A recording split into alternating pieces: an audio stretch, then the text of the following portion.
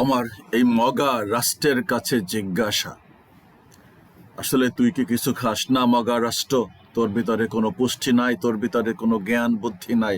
তোর জন্মাবার পর থেকেই তো এই রাষ্ট্রে খুন খারাপি, রাহাজানি, লুটপাট, চুরি, ডাকাতি, ধর্ষণ, হত্যা সব চলতেছে এবং বিরামহীনভাবে চলতেছে, যার কোনো হিসাব কিতাব নাই।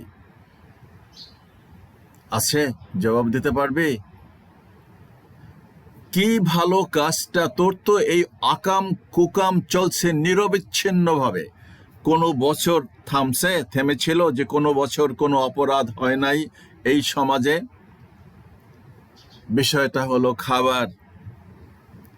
তোর এমপি বলতেছে প্রধানমন্ত্রীর ডেইলি খাবার লাগে 5,000 টাকা দরকার, কারণ 100 টাকার নাকি খাবার খায় সে। আমি প্রশ্ন, এই দেশের জনগণ, আপামর জনগণ কত টাকার খাবার খায়?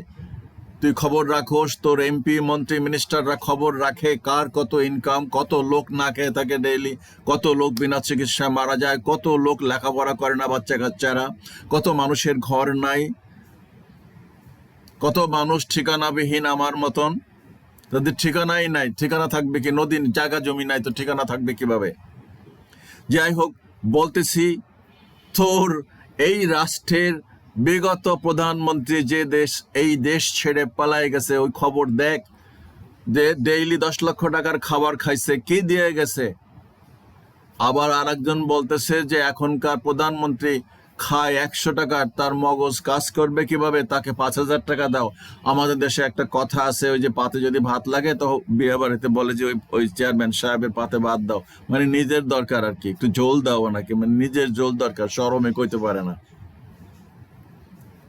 আমি কি 5,000 টাকা না 10,000 টাকা খাও না? তোর কম খাও না, বেতন তো কম নেও না, কিন্তু রাষ্ট্রের কামটা কি করো? সারা দিন শালা ডিভিশন, বাহাজ, বিতর্ক, কে কাকে নিশ্চিহ্ন করে যাবে, কাকে ধোলাই দিয়া দেশ ছাড়া করবে, কত লুট করবে, কত মানুষটা মারবে, চাঁদাবাজি, কি বলবো আর কি। জাস্ট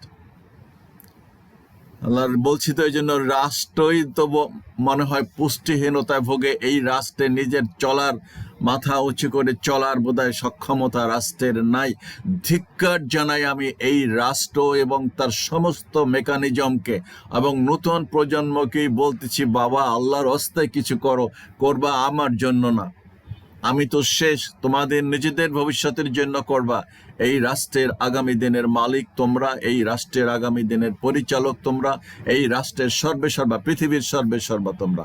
সব হিন্দু, বৌদ্ধ, মুসলিম, খ্রিস্টান, ইহুদি, নাসারা, অবিশ্বাসী সমস্ত নতুন প্রজন্মকে আমি এই আহ্বানেই জানাচ্ছি, একটা টুটি চেপে ধরে সব অধিকার আদায় করে নাও। এই জালিমরা কোনোদিনও দিবে না, এই পৃথিবীতে একদিনও শান্তিতে থাকতে দেবে না। বলছে না, একদিনও ঘুমাইতে দেব না, একদিনও শান্তিতে থাকতে দেব না, একদিনও না। এবং তারা দিচ্ছেও না।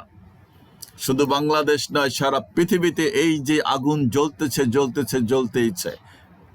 আজকে ওইটারে ধরবে, কালকে ওইটারে ধরবে, এই লুটেরা বাহিনী।